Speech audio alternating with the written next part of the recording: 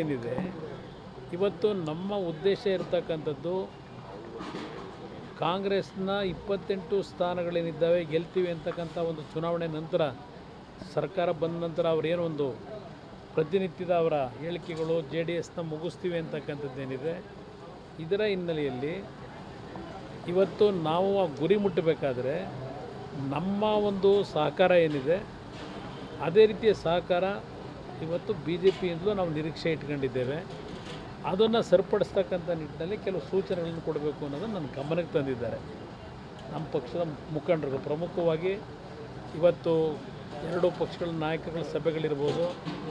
ಇವತ್ತು ಚುನಾವಣಾ ಪ್ರಚಾರದಲ್ಲಿ ಎರಡೂ ಪಕ್ಷಗಳು ಯಾವ ರೀತಿ ಕೆಲಸ ಮಾಡಬೇಕು, ಬೂತ್ ಮಟ್ಟದಲ್ಲಿ ಎರಡೂ ಪಕ್ಷದ ಕಾರ್ಯಕರ್ತರು ಇನ್ವಾಲ್ವ್ಮೆಂಟ್ ಆಗಬೇಕಾದ್ರೆ ಕೆಲವು ಕ್ಷೇತ್ರದಲ್ಲಿ ಇವತ್ತು ಉತ್ತರ ಕರ್ನಾಟಕದ ಭಾಗದಲ್ಲೇ ಬಿಜಾಪುರದಲ್ಲಿ 2-3 ಕ್ಷೇತ್ರ ನಾವು BJPಗಿಂತ 2-3 ಕ್ಷೇತ್ರದಲ್ಲಿ ಮೇಲಿದ್ದೇವೆ. ಕಲಬುರಗಿನಲ್ಲಿ ಇವತ್ತು ದೊಡ್ಡನಗೌಡರು ನಮ್ಮ ಜೊತೆ ಏನು ಬಂದಿದ್ದಾರೆ, 2ನೇ ಪ್ಲೇಸಲ್ಲಿದ್ದೇವೆ, BJP 3ನೇ ಪ್ಲೇಸಲ್ಲಿದೆ. ಇಂಥ ಕ್ಷೇತ್ರಗಳಲ್ಲಿ ನಮ್ಮ ನಾಯಕರನ್ನ ಯಾವ ರೀತಿ ಬಳಕೆ ಮಾಡ್ಕೋಬೇಕು, ಇದ್ರ ಬಗ್ಗೆ ಹೈಕಮಾಂಡ್ BJಪಿಯವರ ಜೊತೆ ಚರ್ಚೆ ಆಗಬೇಕು. ನಮಗೆ ಗೌರವಯುತವಾದಂಥ ರೀತಿಯಲ್ಲಿ ಚುನಾವಣೆಯನ್ನು ಯಾಕೆಂದರೆ ನಮ್ಮನ್ನು ಕಡೆಗಣಿಸಿದರೆ ಅದರಿಂದ ಆಗ್ತಕ್ಕಂಥ ಎಫೆಕ್ಟ್ ಏನು ಅಂತಕ್ಕಂಥದ್ದನ್ನು ಸಭೆಯಲ್ಲಿ ಚರ್ಚೆ ಮಾಡ್ಕೊಂಡಿದ್ದಾರೆ. ಇದೆಲ್ಲವನ್ನು BJಪಿಯ ಹೈಕಮಾಂಡ್ಗೂ ಚರ್ಚೆ ಮಾಡಿ ಎಲ್ಲರನ್ನೂ ಒಳ್ಳೆ ರೀತಿಯಲ್ಲಿ ಸೌಹಾರ್ದತೆಯಿಂದ ಒಂದು ಯುನೈಟಾಗಿ ಕೆಲಸ ಮಾಡ್ತಕ್ಕಂಥ ನಿಟ್ಟಿನಲ್ಲಿ ಯಾವ ರೀತಿ ಕಾರ್ಯಕ್ರಮಗಳನ್ನು ರೂಪಿಸಬೇಕು ಅಂತಕ್ಕಂಥದ್ದನ್ನು ತೀರ್ಮಾನ ಮಾಡಿ.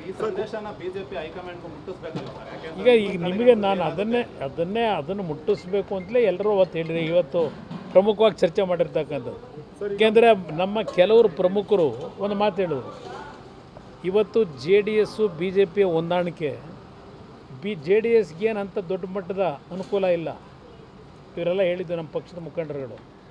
18 ಲೋಕಸಭಾ ಕ್ಷೇತ್ರದಲ್ಲಿ JDS ಪಕ್ಷದ ಮತ ಏನಿದೆ ಆ ಮತದಲ್ಲಿ ಸುಮಾರು 3-4% ಸ್ವಿಂಗ್ ಆದರೆ BJP ಅಭ್ಯರ್ಥಿಗಳಿಗೆ 18 ಲೋಕಸಭಾ ಕ್ಷೇತ್ರದಲ್ಲಿ ನಮ್ಮ ಪಕ್ಷದ ದುಡಿಮೆ ಇವತ್ತು BJಪಿಗೆ ಅನುಕೂಲ ಆಗ್ತದೆ.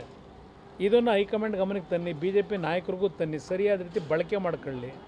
ಇಲ್ಲೇ ಇದ್ರ ಮುಂದೆ ಪೆಟ್ಟು ಬಿದ್ದರೆ ಅದರ ಸಾಧಕ ಬಾಧಕಗಳು ಅವ್ರ ಜವಾಬ್ದಾರಿ, ನಾವು ಜವಾಬ್ದಾರರಾಗಲ್ಲ.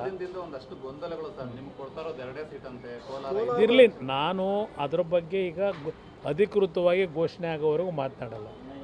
ನಾನು ಏನು 6 ಸೀಟು 7 ಸೀಟ್ ಏನು ಕೇಳಿಲ್ಲ. ನಾನು ನಮ್ಮ ಒಂದು ನಡುವೆ ಮಾತುಕತೆ ನಡೆದಂಥ ದಿನದಿಂದಲೂ ನಾವು ಕೇಳಿರ್ತಕ್ಕಂಥದ್ದೇ 3 ಸೀಟು, 3-4 ಸೀಟ್ ಕೇಳಿದ್ದೇವೆ. ಬಹುಶಃ ನಮ್ಮ ಶಕ್ತಿ ಅವ್ರಿಗೂ ಗೊತ್ತಿದೆ. 3-4 ಸೀಟನ್ನು ಇವತ್ತು ಕೊಡ್ತಾರೆ ಅಂತಕ್ಕಂಥ ನಂಬಿಕೆಯನ್ನು ನಾನು ಇಟ್ಕೊಂಡಿದ್ದೇನೆ. 2 ಸೀಟ್ ತಗೊಳ್ಳಿಕ್ಕೆ ನಾನು ಇಷ್ಟೆಲ್ಲ ಪ್ರಯತ್ನ ಪಡಬೇಕಾ, ಇಷ್ಟೆಲ್ಲ ಹೊಂದಾಣಿಕೆ ಬೇಕಾ ನನಗೆ? ಹಾಸನದಲ್ಲಿ ಮತ್ತು ಮಂಡ್ಯದಲ್ಲಿ ಈಗಲೂ ಹೇಳ್ತೀನಿ, ಸ್ವತಂತ್ರವಾಗಿ ನಮ್ಮ ಅಭ್ಯರ್ಥಿಗಳು ಗೆಲ್ತಾರೆ. ಸ್ವತಂತ್ರವಾಗಿ ಹೋದರೆ ಟ್ರಯಾಂಗ್ಯುಲರ್ ಕಂಟೆಸ್ಟ್ ಆದರೆ ಸುಲಭವಾಗಿ ಗೆಲ್ತೀವಿ, ಸುಲಭವಾಗಿ ಗೆಲ್ತೀವಿ.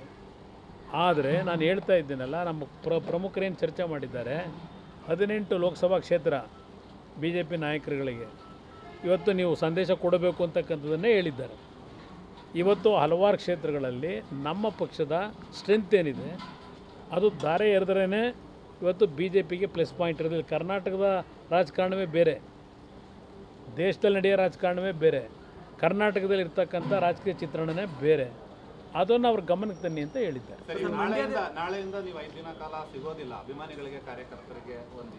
ನಮ್ಮ ಪಕ್ಷದ ಅಭಿಮಾನಿಗಳು, ಹಿತೈಷಿಗಳು, ಕಾರ್ಯಕರ್ತರಿಗೆ ಮನವಿ ಮಾಡ್ತಕ್ಕಂಥದ್ದು, ಈವನ್ BJP ಕಾರ್ಯಕರ್ತರಿಗೂ ಮನವಿ ಮಾಡ್ತಕ್ಕಂಥದ್ದು, ಯಾವುದೇ ರೀತಿಯ ಗೊಂದಲಕ್ಕೆ ಎಡೆ ಮಾಡಿಕೊಡದೆ ಒಟ್ಟಾಗಿ ಕೆಲಸವನ್ನು ನಿರ್ವಹಣೆ ಮಾಡಿ. ಇವತ್ತು ನಮ್ಮ ಗುರಿ ಮುಟ್ಟಬೇಕು. ಗುರಿ ಮುಟ್ತಕ್ಕಂಥದ್ದು ಕೇವಲ ಅಧಿಕಾರಿಕಲ್ಲ, ನಾನು ಸಂದೇಶ ಕೊಡ್ತಕ್ಕಂಥದ್ದು ಇವತ್ತು ರಾಜ್ಯದ ಅಭಿವೃದ್ಧಿ ಆಗಬೇಕು. ಒಂದು, ನಮ್ಮ ರಾಜ್ಯಕ್ಕೆ ಹಲವಾರು ರೀತಿಯ ಅನ್ಯಾಯಗಳು ಸ್ವಾತಂತ್ರ್ಯ ಬಂದು 77 ವರ್ಷದಿಂದಲೂ ಆಗಿದೆ.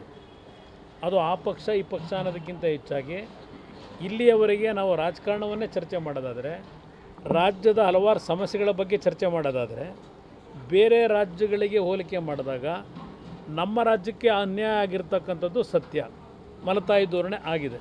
ನಾನು ಆ ಪಕ್ಷ ಈ ಪಕ್ಷ ಅಂತಕ್ಕಂಥ ಹೇಳಲಿಕ್ಕೆ ಹೋಗಿಲ್ಲ, ಸತ್ಯ ಹೇಳ್ತಾ ಇದ್ದೇನೆ.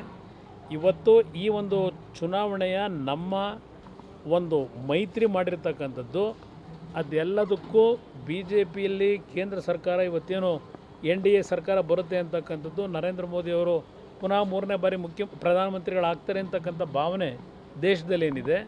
ಈ ಮೈತ್ರಿಯ ಉದ್ದೇಶ ನಮ್ಮದು ಅಧಿಕಾರಕ್ಕಿಂತ ಹೆಚ್ಚಾಗಿ ನಮ್ಮ ನಾಡಿನಲ್ಲಿ ಆಗಿರ್ತಕ್ಕಂಥ ನೀರಾವರಿಯ ಒಂದು ವಿಷಯಗಳಿಗೆ ಕಾನೂನಿನ ತೊಡಕುಗಳೇನಿದೆ, ಆರ್ಥಿಕ ಸಂಕಷ್ಟಗಳೇನಿದೆ, ಇದೆಲ್ಲವನ್ನು ಗಮನಿಸಿದ್ದೇವೆ. ಇದಕ್ಕೆಲ್ಲ ಪರಿಹಾರ ತರಬೇಕು ಅನ್ನೋದೇ ನಮ್ಮ ಪಕ್ಷದ ನಾಯಕರ ನಿಲುವು. ಈ ಚುನಾವಣಾ ಫಲಿತಾಂಶದಿಂದ ಒಂದು ನಾಡಿನ ಜನತೆಗೆ ಹೇಳ್ತೇನೆ, ಯಾವ ಒಂದು ಪ್ರತಿನಿತ್ಯ ಕೇಂದ್ರ ಸರ್ಕಾರದ ಮೇಲೆ ಈಗಿನ ಸರ್ಕಾರ ವಾಗ್ದಾಳಿ ಮಾಡ್ತಾ ಇದ್ದಾರೆ ಕಾಂಗ್ರೆಸ್ ಸರ್ಕಾರದಲ್ಲಿ, ಮುಖ್ಯಮಂತ್ರಿಗಳು ಉಪಮುಖ್ಯಮಂತ್ರಿಗಳು, ಒಂದು ಮಾತು ಹೇಳ್ತೇನೆ, ನೀವು 45 ವರ್ಷ ರಾಜ್ಯ ಆಳಿದ್ದೀರಿ, ದೇಶ ಆಳಿದ್ದೀರಿ. ಸ್ವಾತಂತ್ರ್ಯ ಬಂದ ನಂತರ ಕರ್ನಾಟಕಕ್ಕೆ ಕೊಟ್ಟಂಥ ಕೊಡುಗೆ ಏನು? ನೀವು ನಿಮ್ಮಿಂದಲೂ ಏನು ಅನ್ಯಾಯ ಆಗಿದೆ. ಇದೆಲ್ಲವನ್ನು ಸರಿಪಡಿಸ್ಲಿಕ್ಕೇ ಧ್ವನಿ ಇಲ್ಲ ಅಂತಕ್ಕಂಥ ಹೇಳ್ತಾ ಇದ್ದೀರಲ್ಲ ನಮ್ಮ ಲೋಕಸಭಾ ಸದಸ್ಯರುಗಳಿಗೆ. ಆ ಧ್ವನಿಯನ್ನು ಇವತ್ತು ಲೋಕಸಭೆಯಲ್ಲಿ ತರಬೇಕು ಅಂತಲೇ ಕೆಲವು ನಿರ್ಧಾರಗಳನ್ನು, ಮಹತ್ವವಂತ ನಿರ್ಧಾರಗಳನ್ನು ಇವತ್ತು ನಮ್ಮ ಪಕ್ಷ ಮಾಡಿದ್ದೇವೆ. ನಾಡಿನ ಜನತೆಗೆ ಮನವಿ ಮಾಡ್ತೇನೆ, ಇವತ್ತು 28ಕ್ಕೆ 28 ಕ್ಷೇತ್ರದಲ್ಲಿ ಜನತಾದಳ ಮತ್ತು BJP ಅಭ್ಯರ್ಥಿಗಳೇನಿದ್ದೇವೆ ಗೆಲ್ಲಿಸ್ತಕ್ಕಂಥ ಆಶೀರ್ವಾದ ಮಾಡಿ, ಒಂದು ಅವಕಾಶವನ್ನು ದೇವೇಗೌಡರ ಒಂದು ಮಾರ್ಗದರ್ಶನದಲ್ಲಿ ನಾವಿವತ್ತೇನೋ ಒಂದು ಮೈತ್ರಿಗೆ ನಾವೇನು ಸಹಕಾರ ಕೊಡ್ತಾ ಇದ್ದೇವೆ. ಅಂತಿಮವಾಗಿ ನಮ್ಮ ಈ ಒಂದು ಮೈತ್ರಿಯ ಉದ್ದೇಶವೇ ನಾಡಿಗೆ ಆಗಿರ್ತಕ್ಕಂಥ ಅನ್ಯಾಯ ಸರಿಪಡಿಸ್ತಕ್ಕಂಥದ್ದು. ಅದನ್ನು ಸರಿಪಡಿಸ್ತಕ್ಕಂಥದ್ರಲ್ಲಿ ನಾವೇನಾದರೂ ವಿಫಲರಾದರೆ ಆಗ ನಮ್ಮನ್ನು ನೇರವಾಗಿ ಪ್ರಶ್ನೆ ಮಾಡಿ. ಇದನ್ನು ನಾಡಿನ ಜನತೆಗೆ ನಾನು ಹೇಳಲಿಕ್ಕೆ ಬಯಸ್ತೀನಿ. ಕ್ಷೇತ್ರದಲ್ಲಿ ನಿಮ್ಮದೇ ಆದ ಪ್ರಭಾವ ಇದೆ ಅಂತ ಗೊತ್ತು ಹೇಳ್ತಿದ್ರಿ, ಅದು ಬಿಜೆಪಿ ನಾಯಕರಿಗೂ ಗೊತ್ತು, ರಾಜ್ಯ ನಾಯಕರು ಎಲ್ಲರಿಗೂ ಗೊತ್ತು. ರಾಜಕೀಯದ ಅನಾಲಿಸಿಸ್ ಮಾಡ್ತಕ್ಕಂಥ ಎಲ್ರಿಗೂ ಗೊತ್ತಿದೆ ಯಾವ್ಯಾವ ಕ್ಷೇತ್ರದಲ್ಲಿ ಏನೇನಿದೆ ಅಂತ ಹೇಳಿ. ಇಲ್ಲ, ಅವರೇನು ಗಮನಿಸಿಲ್ಲ ಅಂತೆಲ್ಲ ಗಮನಿಸ್ತಾರೆ, ಆದರೆ ಅದನ್ನು ಸರಿಯಾಗಿ ಉಪಯೋಗ ಮಾಡ್ಕೊಳ್ಳಿ ಅಂತಕ್ಕಂಥದ್ದನ್ನು ಹೇಳಲಿಕ್ಕೆ ಇವತ್ತು ಸಭೆ ಮಾಡಿದ್ದೇನೆ. ಯಾವ ಗೊಂದಲವೂ ಇಲ್ಲ. ನಾನೀಗಾಗಲೇ ಹೇಳಿದ್ದೇನೆ, 3 ಕ್ಷೇತ್ರದಲ್ಲಿ ಜನತಾದಳದ ಅಭ್ಯರ್ಥಿಗಳು ಚುನಾವಣೆಗೆ ನಿಲ್ತಾ ಇದ್ದೇವೆ.